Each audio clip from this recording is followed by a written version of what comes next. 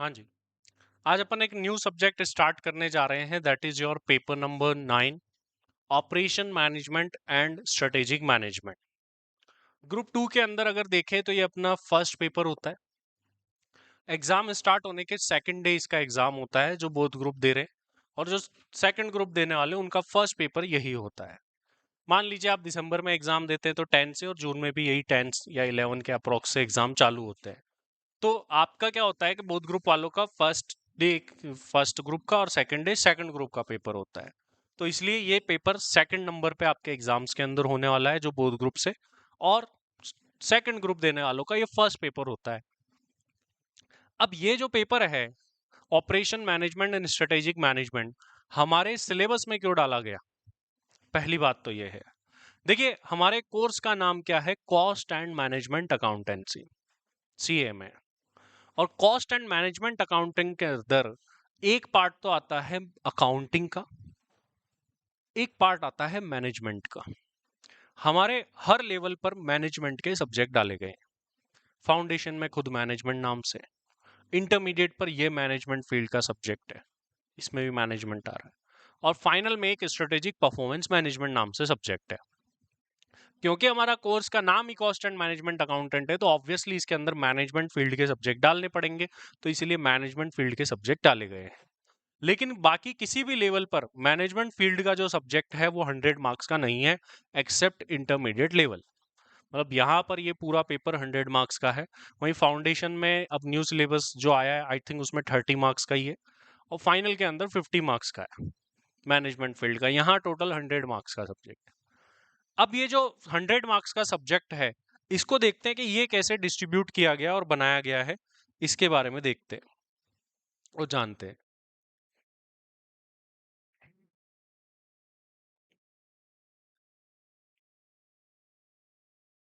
Paper number 9, short में हम इसको बोलेंगे OMSM। अब ये जो OMSM का पेपर है, इसको भी दो पार्ट में बांट दिया गया है।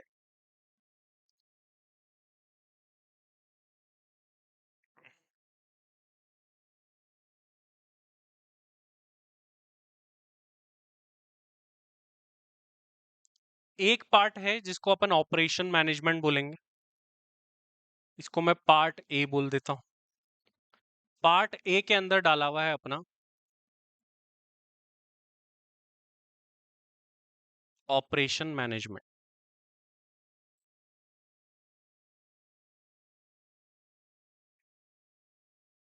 दूसरा पार्ट जो पार्ट बी है, उसको अपन बोलते हैं स्ट्रेटेजिक मैनेजमेंट।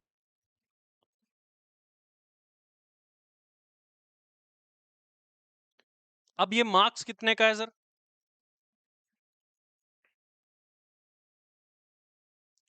पार्ट बी है स्ट्रेटेजिक मैनेजमेंट, और ये वाला जो पार्ट है ये है अपना 40 मार्क्स का। पहले 30 का ही हुआ करता था।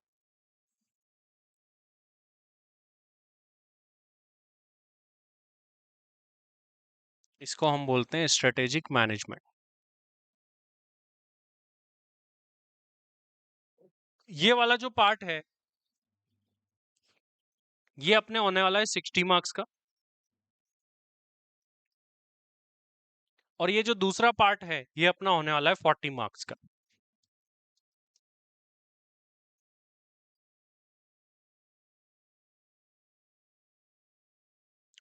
अब ये जो दो पार्ट है, अगर अपन इनको ध्यान से देखें तो ये कैसे डिस्ट्रीब्यूट है या कैसे बने हुए हैं। ऑपरेशन मैनेजमेंट का जो पार्ट है वो प्रैक्टिकल प्लस थ्योरी है, दोनों को मिला करके बना हुआ पार्ट है। और वहीं इधर वाला पार्ट देखें तो वो 100% थ्योरी ही है, उसमें कोई भी प्रैक्टिकल पार्ट नहीं है, मतलब न्यूमेरिक पार्ट नहीं है।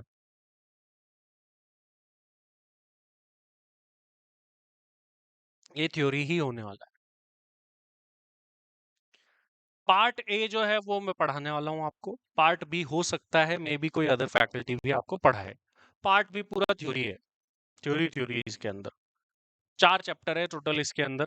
और 4 चैप्टर 40 मार्क्स के हैं इसके। और जो ये वाला जो पार्ट है अपना main part strategic operation management, इसमें प्रैक्टिकली प्रैक्टिकल है पहले और फिर थ्योरी है।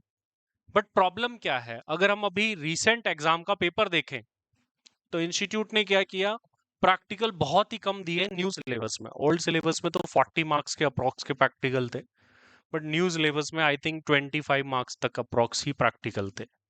बाकी ऑपरेशन मैनेजमेंट में से भी थ्योरी दे दी, वो उसमें से थोड़ा और प्रैक्टिकल कनेक्ट कर लूँ तो 30 मार्क्स, बाकी थ्योरी थी।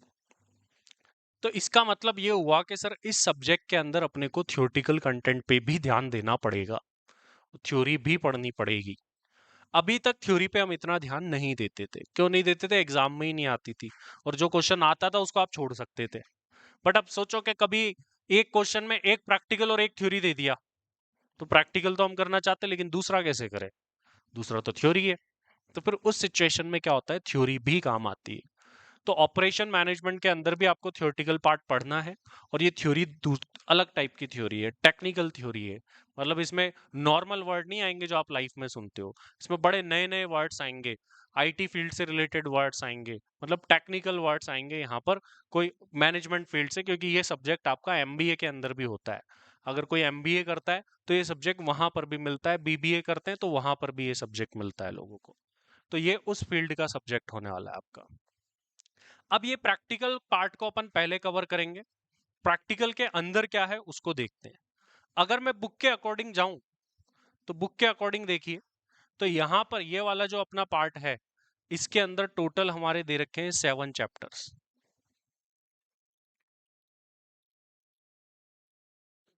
और वो वाला जो पार्ट है उसके अंदर दे रखे हैं, पहले ओल्ड सिलेबस में 3 चैप्टर्स थे, अब 4 हो गए,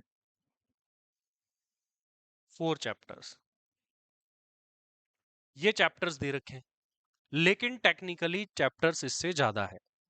हमको दिखने में ये दिख रहे हैं 7 और 4, 11 ही चैप्टर्स है, बट टेक्निकली इससे ज्यादा चैप्टर्स है। अभी मैं आपको बताने वाला हूँ कि सर प्रैक्टिकल में कौन कौन से चैप्टर्स है, कि उनकी लिस्ट क्या है, क्योंकि बुक में नहीं दिखेंगे आपको। बुक में दिख रहे हैं आपको 7 चैप्टर, और इसके 7 चैप्टर्स के अंदर चैप्टर नंबर 1 थ्योरी है, चैप्टर नंबर 3 भी थ्योरी है, चैप्टर नंबर 4, 5, 6 के अंदर थ्योरी है थोड़ी थोड़ी, आधा आधा चैप्टर। प्रैक्टिकल ऐसे देखे तो बहुत ही कम है। सेकंड में भी थ्योरी है, बट वैसे बहुत सारा है। तो वो कौन कौन से टॉपिक्स है वो भी मैं आपको बताने वाला हूं। एक बार इसको नोट कर लो, फिर अपन नेक्स्ट पेज पे जा रहे हैं और प्रैक्टिकल चैप्टर्स देख रहे हैं कि कौन कौन से चैप्टर्स अपने को पढ़ने हैं, पहले उसी को कवर कर रहे हैं।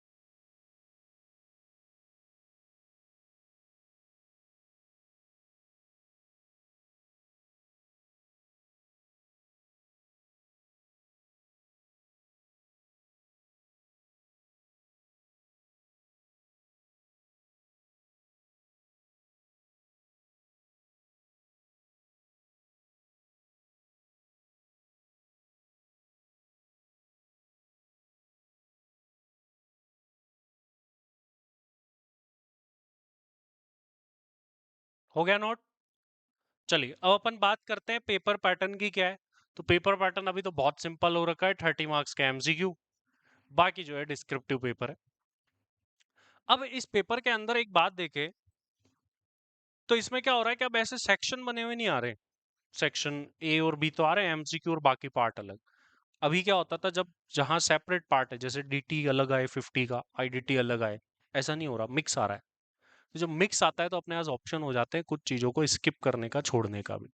तो वो भी एक अच्छा ऑप्शन है कि अपन कुछ पार्ट को अगर अच्छा करते हैं तो अभी का जो पेपर पैटर्न है, हालांकि ये फिर से चेंज हो सकता है, तो लेकिन उसको अगर फॉलो करें तो उसमें बहुत ऑप्शन है कि हम कुछ पार्ट ना भी पढ़ के जाए तो भी अपन 100 मार्क्स का पेपर इजीली अटेम्प्ट कर ले, क्योंकि दोनों मिक्स होके आ रहे हैं। अगर ऐसा है कि स्ट्रेटेजिक मैनेजमेंट का अलग से 40 का बना हुआ है और ये 60 का अलग आ रहा है, तो अपने को दोनों पढ़ने पड़ेंगे। बट अब आपको पता चले दोनों मिक्स होके आ रहे हैं और दोनों के मान लो 6 क्वेश्चन है और आपको बोल रहे हैं कि कोई से भी 4 कर लो, तो अब आप क्या करोगे? मान लो एसएम के करो ही मत, ये भी पॉसिबल है। तो ये पेपर पैटर्न में ही लूप होल है, तो मुझे लगता है ये चेंज भी हो सकता है अभी, तो अपन उस पर भरोसा नहीं करेंगे अभी। अभी जो भी आता है बाद में, एमटीपी आते हैं उससे पता चलेगा कि पेपर पैटर्न क्या होने वाला है। चलिए अब अपन बात करते हैं कि सर प्रैक्टिकल पार्ट क्या होने वाला है, प्रैक्टिकल चैप्टर्स कौन कौन से हैं और उनकी इंपॉर्टेंस कितनी है। और अभी प्रैक्टिकल जो है वो कम आया है, लेकिन कभी ज्यादा भी आ सकता है पेपर, क्योंकि अनएक्सपेक्टेड आ रहे हैं, तो इसलिए कम ज्यादा कुछ भी हो सकता है। अभी तो कम आया है, मैं आपको जैसा बता दूं प्रैक्टिकल पार्ट। देखिए वन बाय वन चैप्टर्स की बात करते हैं, प्रैक्टिकल के अंदर कौन कौन से हैं। First chapter, demand forecasting.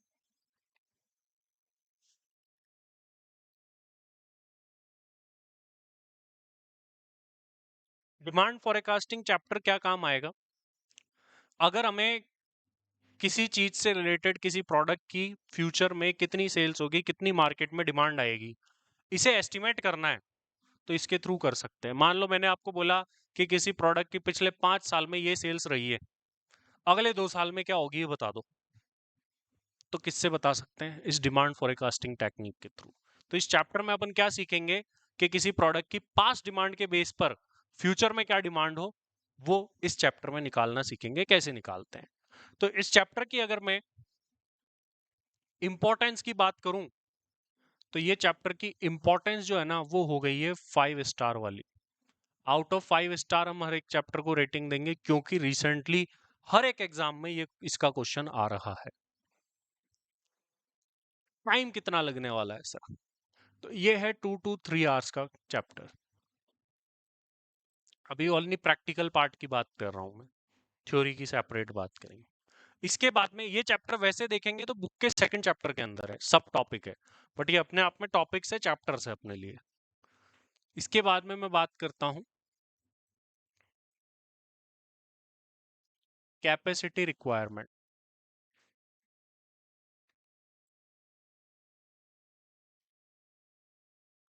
3 star का ये चैप्टर है।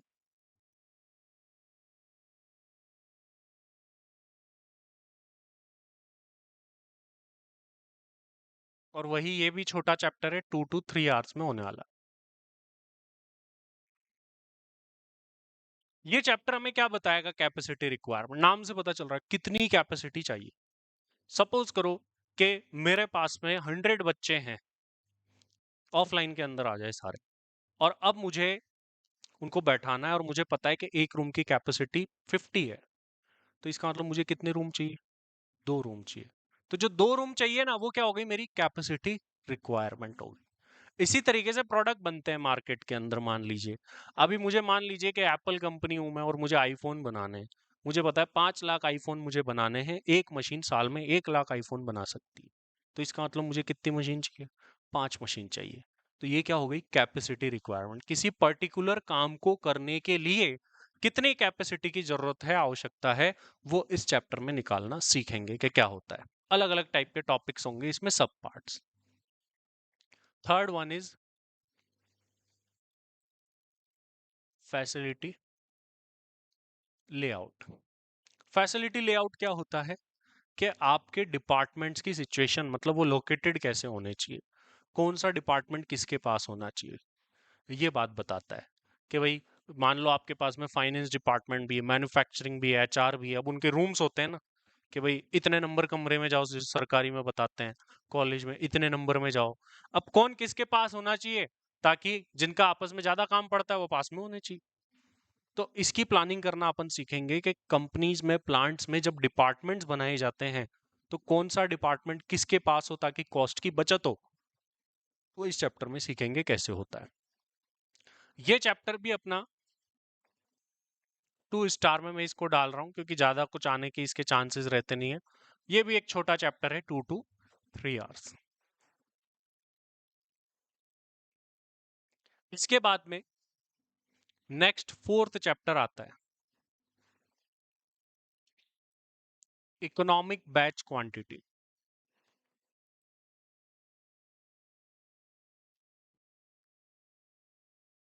ईबीक्यू।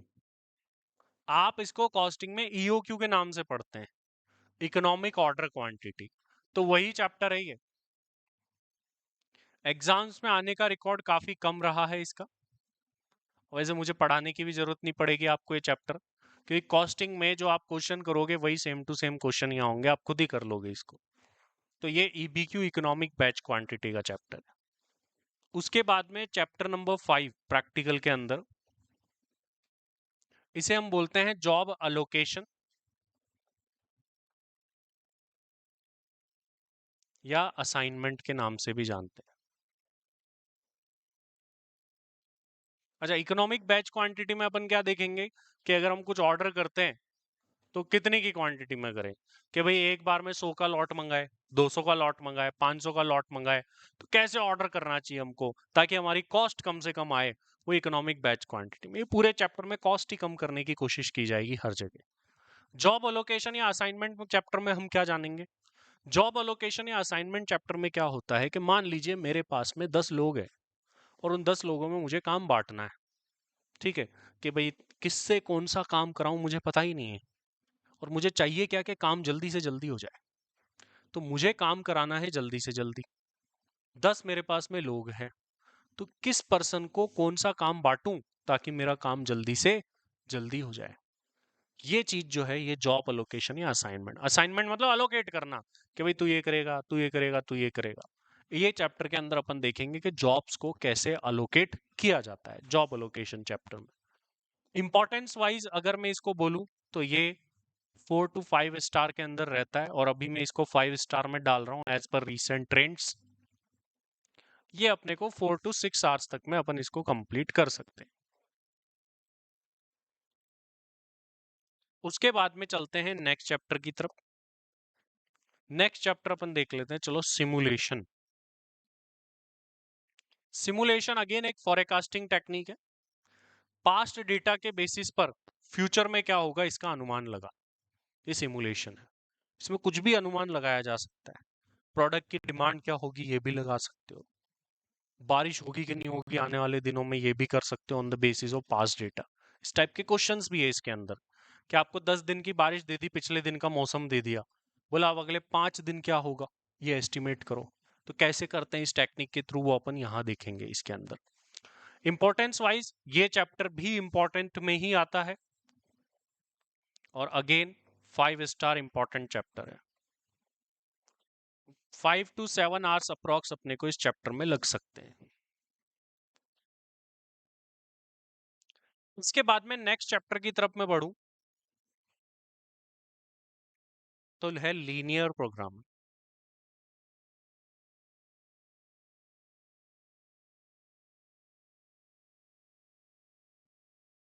ये भी again important chapter, recent exams में आया हुआ है। 4 स्टार कैटेगरी में हम इसको डाल रहे हैं। टाइम इसमें 6 से लेकर के 8 आवर्स तक अप्रोक्स लग सकता है, और 10 भी लग सकता है। क्वेश्चन इसमें कुछ एक दो टॉपिक ऐसे हैं जिनके बड़े हैं, वो पहले नहीं होते थे, अभी न्यू सिलेबस में ऐड हुआ है सिंप्लेक्स मेथड। उसके बाद में 8th टॉपिक, इसके बाद में आता है line balancing.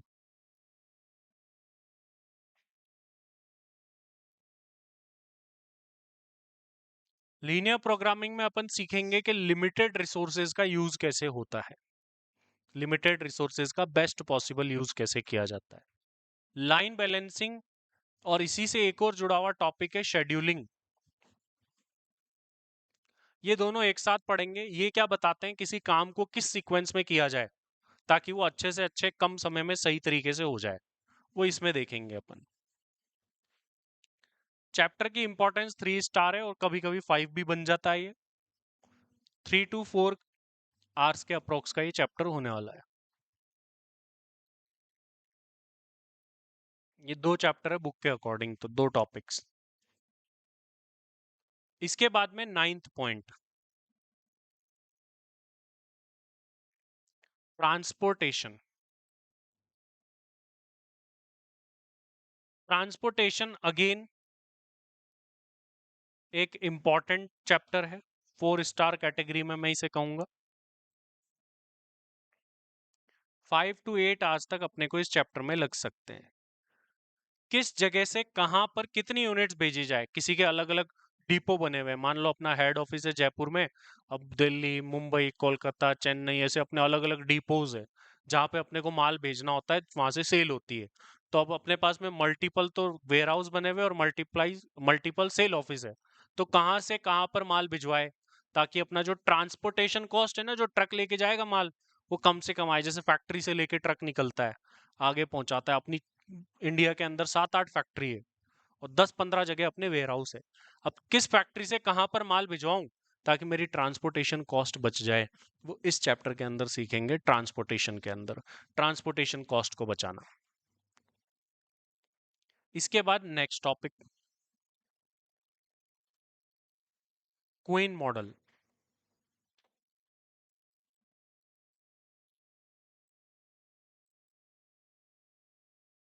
Waiting line theory और क्वीन थ्योरी भी बोला जाता है इसको।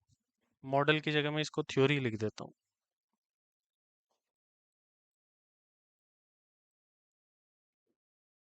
क्वीन थ्योरी या वेटिंग लाइन थ्योरी अभी रिसेंटली ही इसका क्वेश्चन आया है। रिसेंट एग्जाम के अंदर 4 स्टार इसकी इंपॉर्टेंस है। 4 to 5 आवर्स, मैक्सिमम 3 में भी हो जाता है कई बार।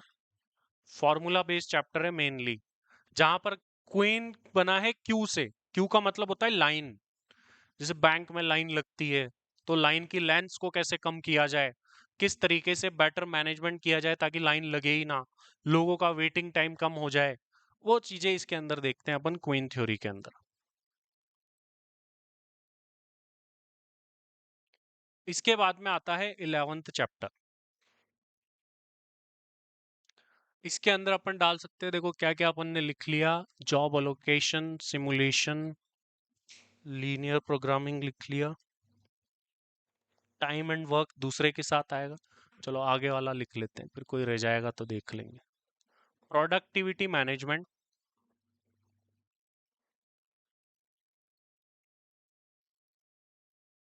प्लस इसके साथ में 2 चैप्टर है अपने आप में। मैं इन दोनों का एक साथ ही लिखूंगा क्योंकि इनको एक साथ ही पढ़ेंगे, दोनों जुड़े हुए हैं। Time and work study. Recent exams में इनके काफी क्वेश्चन आए।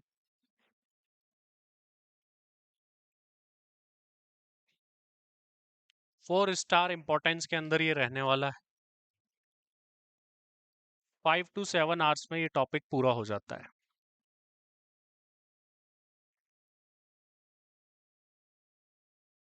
13, प्रोजेक्ट मैनेजमेंट।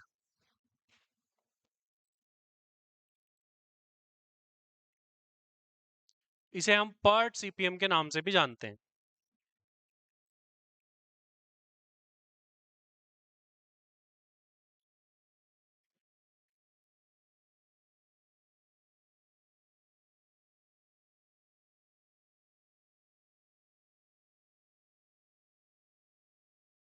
5 to 7 आवर्स में ये पूरा हो जाता है और ज्यादा भी लग सकता है।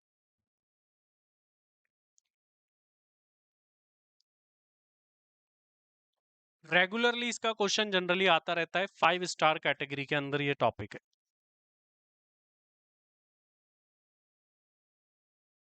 14.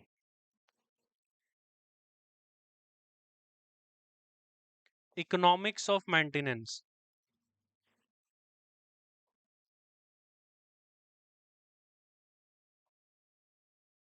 and spare parts management.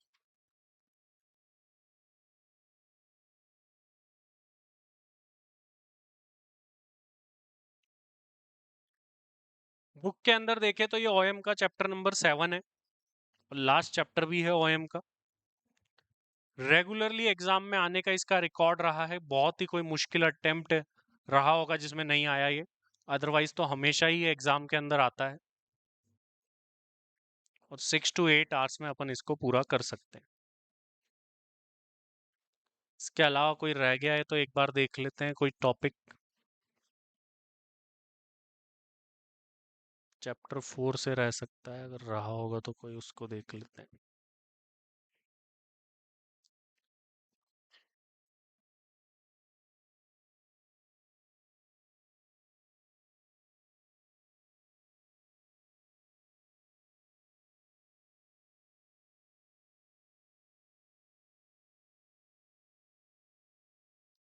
ठीक है, तो ये अपने प्रैक्टिकल चैप्टर्स होने वाले।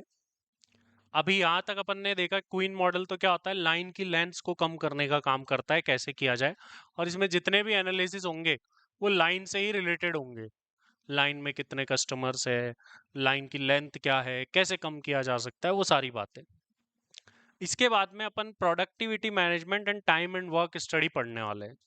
इसके अंदर क्या होता है, जैसे आप कॉस्टिंग में स्टैंडर्ड कॉस्टिंग पढ़ते हैं तो आपको स्टैंडर्ड आवर्स दिए होते हैं, अगर आप लेबर वेरिएंस निकालते हैं तो वो स्टैंडर्ड आवर्स कहाँ से आए भाई, किसने निकाल दिए, वो कैसे निकाल दिए स्टैंडर्ड आवर्स।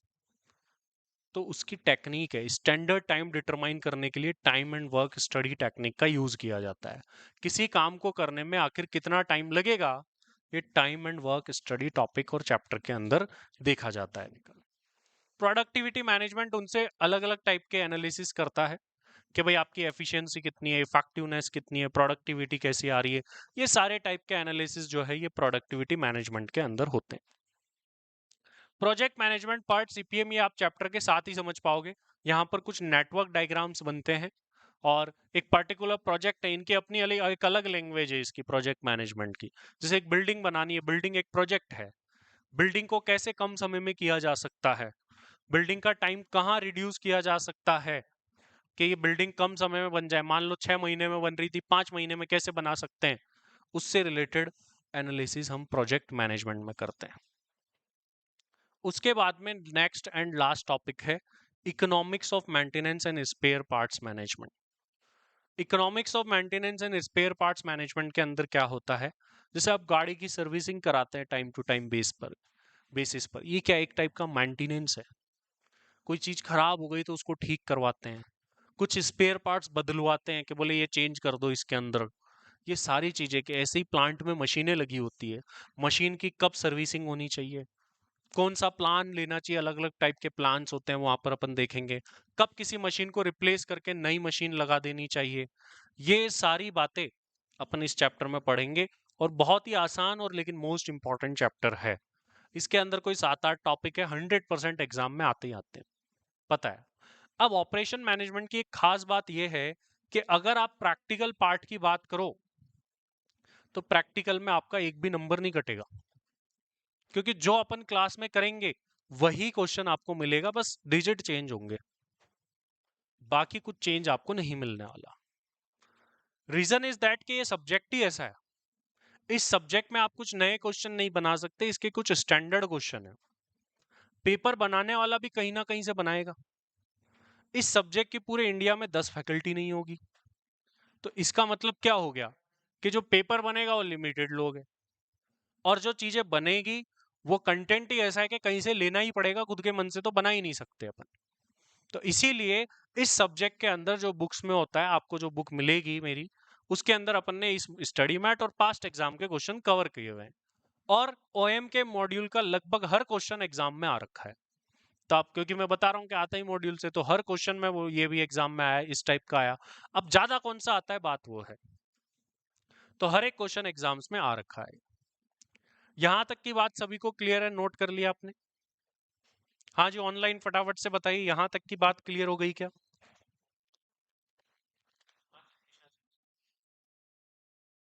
क्या कारण?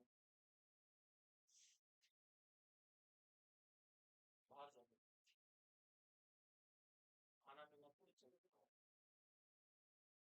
पहले भी बोल चुका हूँ आपको, पहली बार है।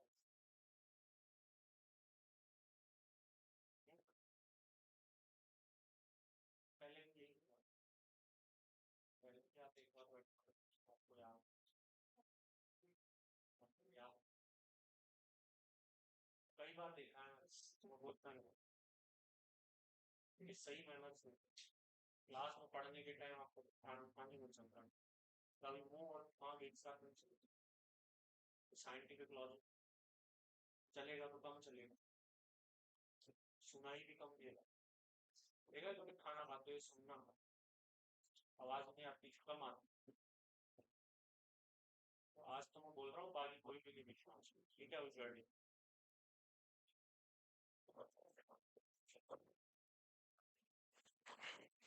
हाँ जी, सभी लोग नोट कर लीजिए, अगर किसी ने अभी तक नहीं किया है तो फटाफट से कर लो। ज्यादा बड़ा नहीं है, देखो प्रैक्टिकल पार्ट। अगर अपन इसको, जैसे मैं मान लीजिए नोट की कुछ चीजें मैं खुद नहीं लिखूंगा, अपने पास बोर्ड पे लिखी हुई है पहले से, मतलब जो अपने पास प्री रिटन नोट्स है जो मैं क्लास में लिखूंगा, तो उससे अपन टाइम सेव करने की कोशिश करेंगे इसमें। सारा प्रैक्टिकल पार्ट अपन लगभग लगभग 40 घंटे के अंदर सल्टा देंगे, फिर थ्योरी में कोई ज्यादा टाइम, मतलब ये पूरा सब्जेक्ट आपका 60 से 70 आवर्स में खत्म हो जाए।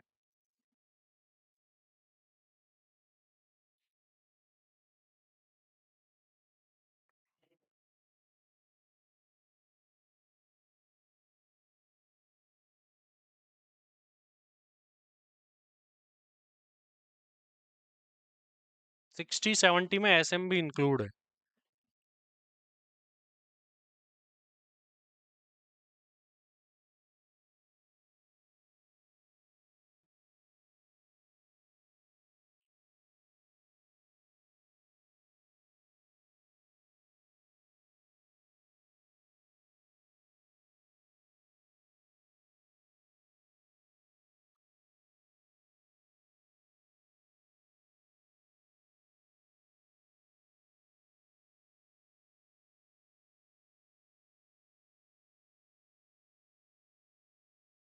कोई ऐसा भी है क्या जो आज से आया वही ऑनलाइन में ऑफलाइन में है, कोई ऐसा? आप आज से आए, क्या नाम है आपका? कपिल। आप ऑनलाइन में थे ना पहले? ग्रुप वन, अच्छा। दुबे जी, आप बड़े दिनों बाद दिख रहे हैं, बीच में कहाँ गायब हो गए थे? अच्छा, क्यों? ऑफलाइन में थे ना आप तो पिछले बैच के, फिर? अच्छा, बढ़िया, क्या है ऑफलाइन या ऑनलाइन? अच्छा, आप तो ऑनलाइन के बाद ऑफलाइन बैठे हो, तो आपके अकॉर्डिंग तो ऑफलाइन ही ज़्यादा बढ़िया है, या जबरदस्ती भेजा गया आपको? अच्छा, कोई बोथ ग्रुप वाले 8 घंटे कैसे बैठते हैं? मेरे से तो बैठा ही नहीं जाता। हम्म, इम्पॉसिबल मेरे लिए तो बैठना। 8 घंटे में तो 1 घंटे नहीं बैठूं, उसमें भी ध्यान इधर उधर तो जाता ही है। आज थोड़ी पूरा ऐसे ही कनेक्ट रहो। वो कोई ऐसा एक्सपर्ट आदमी हो जिसको काम ही यही हो, भाई दिन रात सर हम तो ऑनलाइन क्लास ही लेते रहते हैं, अरे फिर ही प्रोफेशन बना लो इसको। हम्म, किसी की मजबूरी हो तो समझ आता है कि भाई आ ही नहीं सकते, ऐसे कुछ रीजंस है, तो फिर भी उसमें बेनिफिशियल है, अदरवाइज ऑफलाइन ही हमेशा से बेस्ट रहा है, फिर उसके बाद में ऑनलाइन है। सर छोटे छोटे ब्रेक की वजह से मन लग जाता है। अमित शर्मा, ये छोटे छोटे ब्रेक में किससे बातें करते हो? हम्म, कहाँ मन लगा रहे हो तुम आजकल? हम्म, तो तुम ऑफलाइन में हो या ऑनलाइन में हो? तो ये भी डाउट है, ये एक दो बच्चे ऑफलाइन वाले ऑनलाइन में दिख रहे हैं मुझे, इनका रिकॉर्डेड बैकअप बंद करा देते हैं, ऑनलाइन एक्सेस भी बंद। मैं बात करता हूँ मैं ऊपर, क्या इन्फॉर्मेशन है नहीं है। जितने भी बच्चे फेल होते हैं या जिनके पेपर खराब होते हैं, सबसे बड़ा कारण है इरेगुलरिटी। अभी थोड़े टाइम बाद आपको एक और चीज बताऊंगा, पर सर मैं एग्जाम नहीं दे रहा या मैं एग्जाम नहीं दे रही। बोले क्यों? बोले सर है ना, कोर्स नहीं हुआ, रिवीजन नहीं हो पा रहा है। ये सारी बातें बाद में आएगी, अभी से बोल रहा हूँ मैं, डेली पढ़ लेना तुम। हर बैच की कहानी है, कहानी घर घर की। तो इसीलिए इसको पहले से ही मैनेज करके चले, वरना यही सेम होना है। फिर बहुत ग्रुप वाला आएगा, सर एक दे रहा हूँ, बाकी एक बाद में देंगे। ये सब कहानियां हैं। तो ये ध्यान रखो कि पहले से ही मैनेज करके चलो चीजों को। डेली पढ़ना है, एक ही सिंपल सा काम है, जो पढ़ाया जा रहा है वो डेली पढ़े। आपके जैसे अभी जो टेस्ट हुए, उतना आपका कंप्लीट होना चाहिए कि बोला हाँ यहाँ तक का कोर्स तो अभी कंप्लीट हो गया है, जो जितना हो रखा है। अगर आप वो कंप्लीट करके नो टेंशन हो उसको लेके आप, तो आप आगे फिर और अच्छे से चीजों को ग्रैब कर पाओगे। नहीं तो आपको भूल जाओगे, बोले पहले क्या पढ़ा था पता ही नहीं है। क्योंकि यहाँ पर कोर्स बड़ा सारा होता है, लेंथ बहुत सारी है, हार्ड कुछ भी नहीं है ऐसा। आप देखोगे तो चीजें क्या होती है, आप क्लास में पढ़ोगे आपको सब समझ आएगा, वो इसे 4 दिन बाद भूल जाते हैं। तो नॉर्मल है, तुम इंसान हो, इंसान तो भूलता ही है। लेकिन ना भूलने के लिए आपको बार बार रिवीजन देखने पड़ते हैं। 5 दिन बाद देख लिया उसको, 1-2 घंटे, कि हाँ यार ये सारा अपन ने पढ़ा है पूरे हफ्ते में, ये चीजें थी। खुद के शॉर्ट नोट्स बनाने पे वर्क करो, कि आपके खुद के शॉर्ट नोट्स रेडी होने चाहिए। क्वेश्चन शॉर्टलिस्ट करो कि ये इंपॉर्टेंट है, एग्जाम टाइम के लास्ट दिन जब मैं पढ़ के जाऊंगा या जाऊंगी, तब ये वाले क्वेश्चन मुझे करके जाना है एटलीस्ट।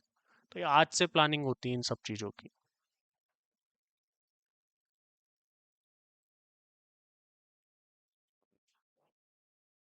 चलिए क्लियर है सभी को ये बातें?